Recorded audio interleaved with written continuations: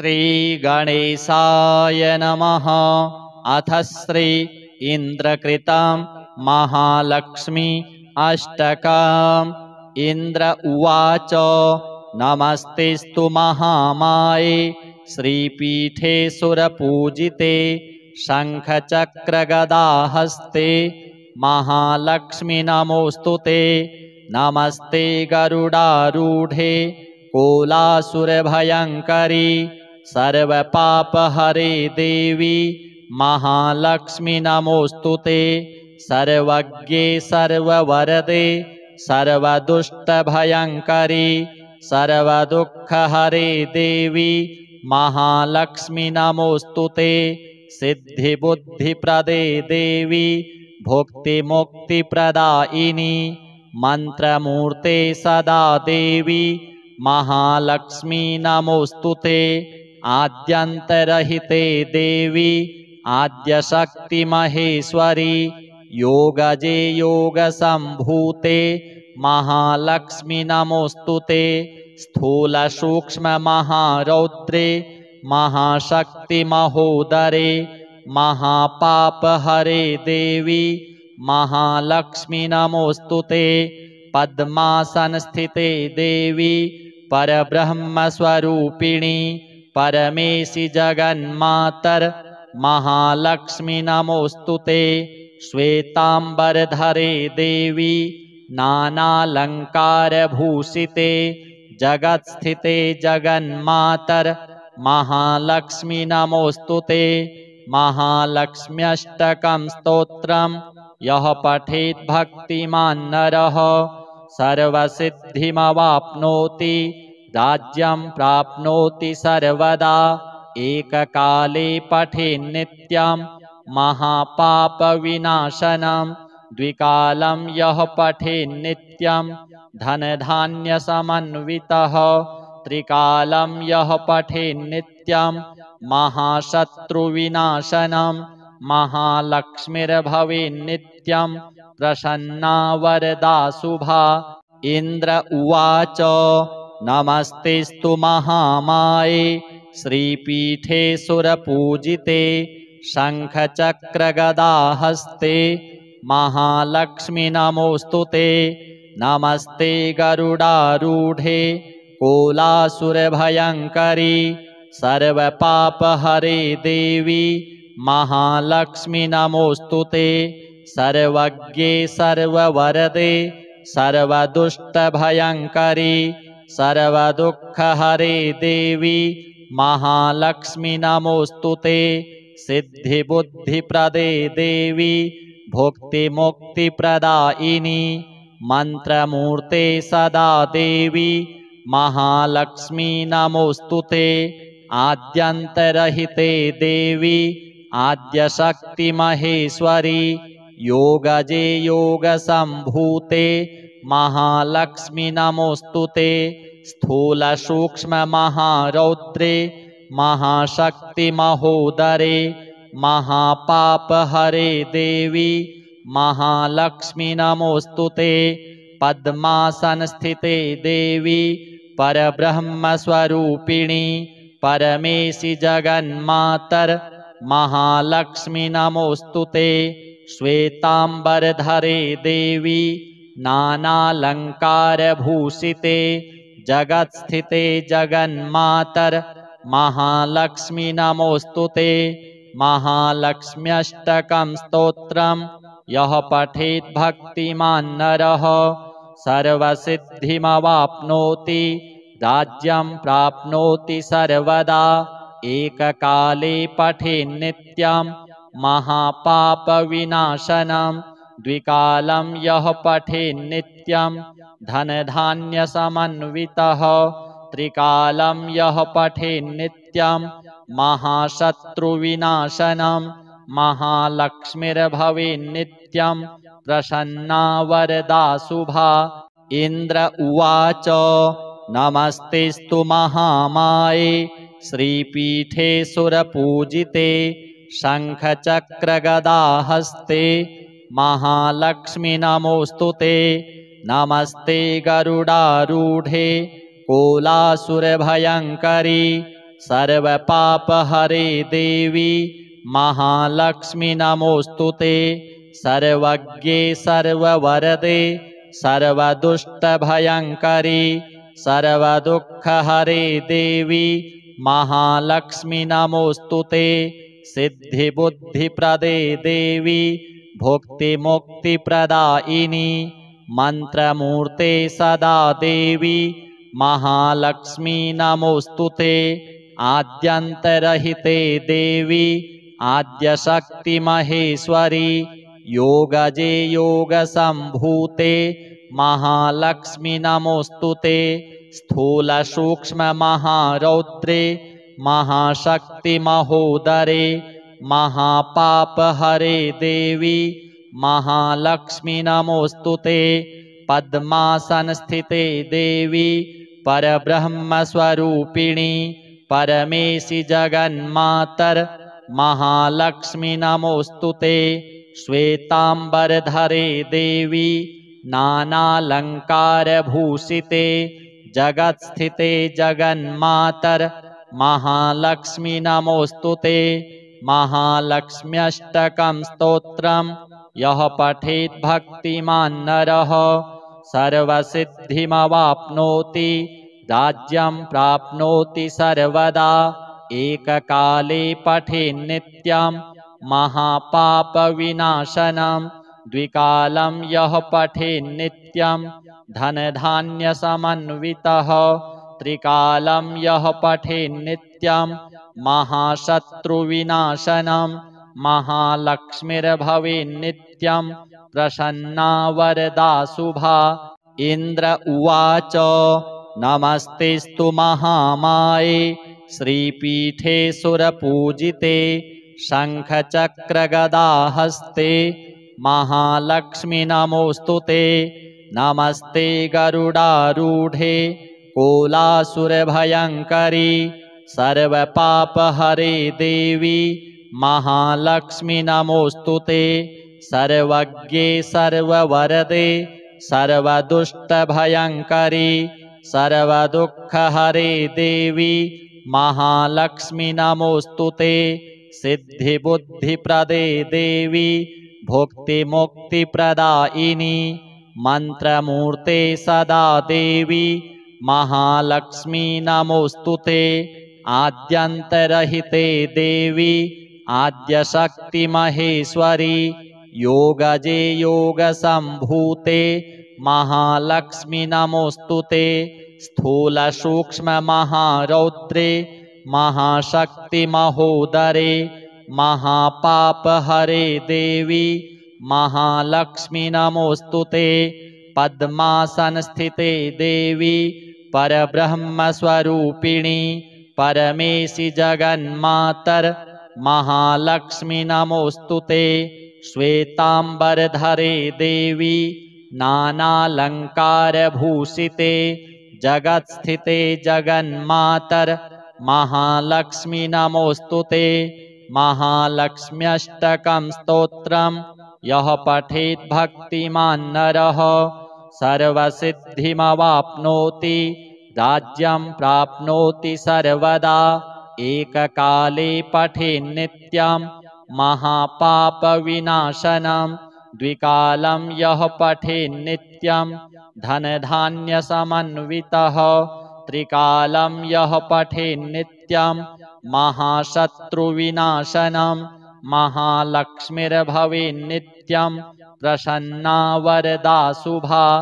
इन्द्र उवाच नमस्तेस्तु महामाये श्रीपीठे सुरपूजिते शङ्खचक्रगदाहस्ते महालक्ष्मी नमोऽस्तुते। नमस्ते गरुडारूढे कोलासुरभयङ्करी सर्वपापहरे देवी महालक्ष्मी नमोऽस्तुते। सर्वज्ञे सर्ववरदे सर्वदुष्टभयङ्करी सर्वदुःखहरे देवी महालक्ष्मी नमोऽस्तुते। सिद्धिबुद्धिप्रदे देवी भुक्तिमुक्तिप्रदायिनी मन्त्रमूर्ते सदा देवी महालक्ष्मी नमोऽस्तुते। आद्यन्तरहिते देवी आद्यशक्तिमहेश्वरी योगजे योगसम्भूते महालक्ष्मी नमोऽस्तुते स्थूलसूक्ष्ममहारौद्रे महाशक्तिमहोदरे महापापहरे देवी महालक्ष्मी नमोऽस्तुते पद्मासनस्थिते देवी परब्रह्मस्वरूपिणी परमेशि जगन्मातर महालक्ष्मी नमोऽस्तुते श्वेतांबरधरे देवी नानालंकारभूषिते जगत्स्थिते जगन्मातर महालक्ष्मी नमोऽस्तुते महालक्ष्म्यष्टकं स्तोत्रं यः पठेत् भक्तिमान् नरः सर्वसिद्धिमवाप्नोति राज्यं प्राप्नोति सर्वदा एककाले पठेन्नित्यं महापापविनाशनं द्विकालं यः पठेन्नित्यं धनधान्यसमन्वितः त्रिकालं यः पठेन्नित्यं महाशत्रुविनाशनं महालक्ष्मीर्भवेन्नित्यं प्रसन्ना वरदा शुभा।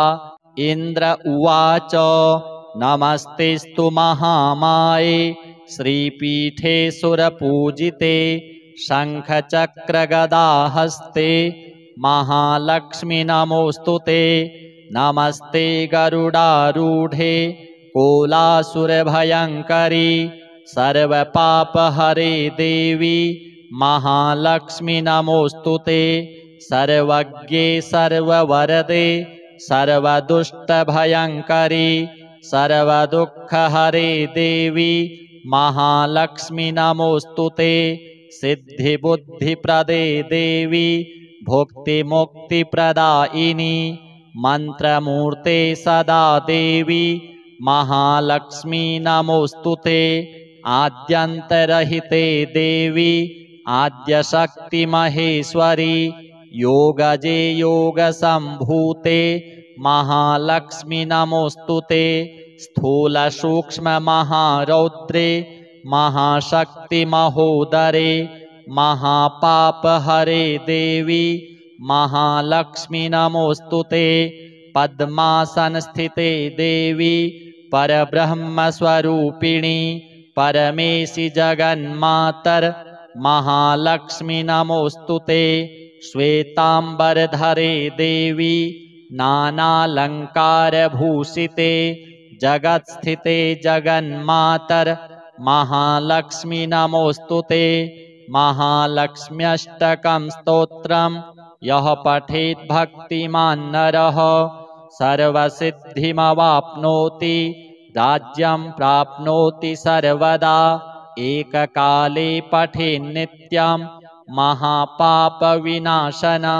द्विकालं यः पठेन्नित्यं धनधान्यसमन्वितः त्रिकालं यः पठेन्नित्यं महाशत्रुविनाशनं महालक्ष्मीर्भवेन्नित्यं प्रसन्ना वरदा शुभा। इन्द्र उवाच नमस्तेस्तु महामाये श्रीपीठे सुरपूजिते शङ्खचक्रगदाहस्ते महालक्ष्मी नमोऽस्तुते नमस्ते गरुडारूढे कोलासुरभयङ्करी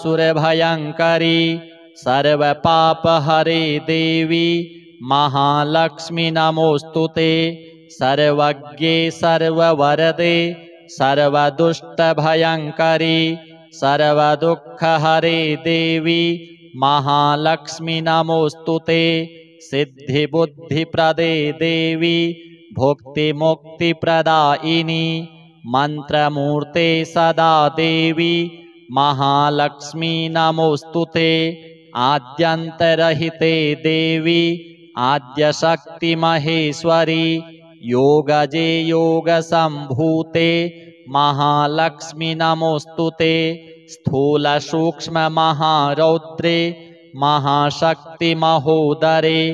महापापहरे देवी महालक्ष्मी नमोऽस्तुते पद्मासनस्थिते देवी परब्रह्मस्वरूपिणी परमेशि जगन्मातर महालक्ष्मी नमोऽस्तु ते। श्वेतांबरधरे देवी नानालंकारभूषिते जगत्स्थिते जगन्मातर महालक्ष्मी नमोऽस्तु ते। महालक्ष्म्यष्टकं स्तोत्रम् यः पठेत् भक्तिमान् नरः सर्वसिद्धिमवाप्नोति राज्यं प्राप्नोति सर्वदा। एककाले पठेन्नित्यं महापापविनाशनं द्विकालं यः पठेन्नित्यं धनधान्यसमन्वितः। त्रिकालं यः पठेन्नित्यं महाशत्रुविनाशनं महालक्ष्मीर्भवेन्नित्यं प्रसन्ना वरदा शुभा। इन्द्र उवाच नमस्तेस्तु महामाये श्रीपीठे सुरपूजिते शङ्खचक्रगदाहस्ते महालक्ष्मी नमोऽस्तु ते। नमस्ते गरुडारूढे कोलासुरभयङ्करी सर्वपापहरे देवी महालक्ष्मी नमोऽस्तु ते। सर्वज्ञे सर्ववरदे सर्वदुष्टभयङ्करी सर्वदुःखहरे देवी महालक्ष्मी नमोऽस्तु ते। सिद्धिबुद्धिप्रदे देवी भुक्तिमुक्तिप्रदायिनी मन्त्रमूर्ते सदा देवी महालक्ष्मी नमोऽस्तु ते। आद्यन्तरहिते देवी आद्यशक्तिमहेश्वरी योगजे योगसम्भूते महालक्ष्मी नमोऽस्तु ते। स्थूलसूक्ष्ममहारौद्रे महाशक्तिमहोदरे महापापहरे देवी महालक्ष्मी नमोऽस्तु ते। पद्मासनस्थिते देवी परब्रह्मस्वरूपिणी परमेशि जगन्मातर महालक्ष्मी नमोऽस्तु ते। श्वेतांबरधरे देवी नानालंकारभूषिते जगत्स्थिते जगन्मातर महालक्ष्मी नमोऽस्तु ते। महालक्ष्म्यष्टकं स्तोत्रम् यः पठेत् भक्तिमान् नरः सर्वसिद्धिमवाप्नोति राज्यं प्राप्नोति सर्वदा। एककाले पठेन्नित्यं महापापविनाशनं द्विकालं यः पठेन्नित्यं धनधान्यसमन्वितः। त्रिकालं यः पठेन्नित्यं महाशत्रुविनाशनं महालक्ष्मीर्भवेन्नित्यं प्रसन्ना वरदा शुभा। इन्द्र उवाच नमस्तेस्तु महामाये श्रीपीठे सुरपूजिते शङ्खचक्रगदाहस्ते महालक्ष्मी नमोऽस्तु ते। नमस्ते गरुडारूढे कोलासुरभयङ्करी सर्वपापहरे देवी महालक्ष्मी नमोऽस्तु ते। सर्वज्ञे सर्ववरदे सर्वदुष्टभयङ्करी सर्वदुःखहरे देवी महालक्ष्मी नमोऽस्तु ते।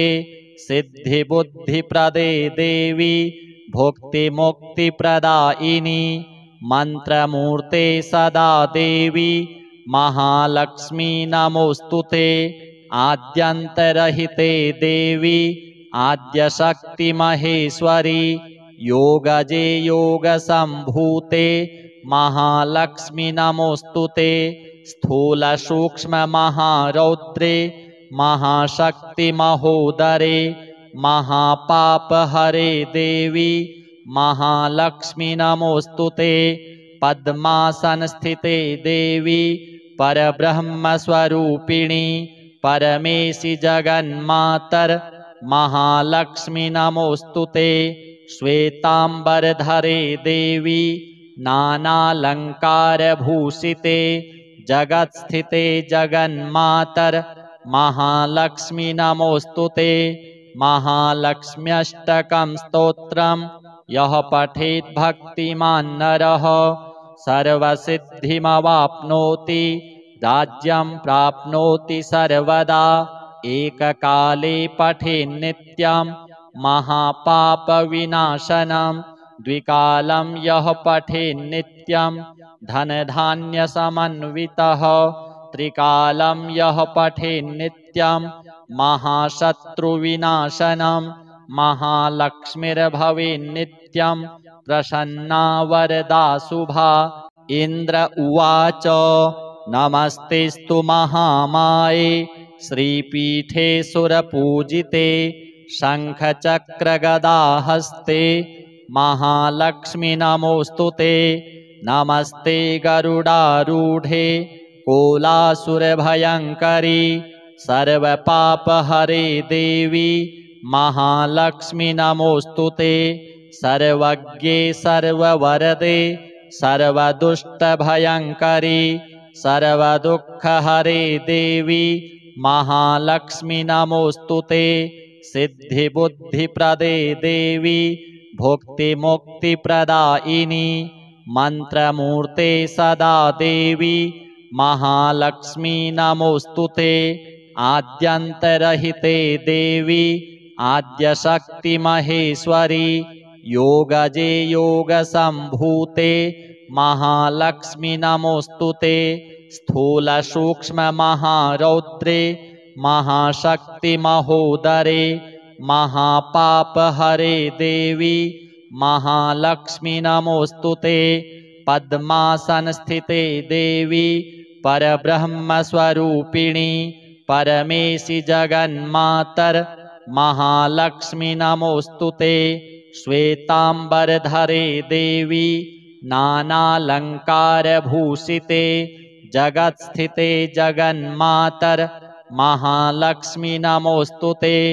महालक्ष्म्यष्टकं स्तोत्रं यः पठेत् भक्तिमान् नरः सर्वसिद्धिमवाप्नोति राज्यं प्राप्नोति सर्वदा एककाले पठेन्नित्यं महापापविनाशनं द्विकालं यः पठेन्नित्यं धनधान्यसमन्वितः त्रिकालं यः पठेन्नित्यं महाशत्रुविनाशनं महालक्ष्मीर्भवेन्नित्यं प्रसन्ना वरदा शुभा।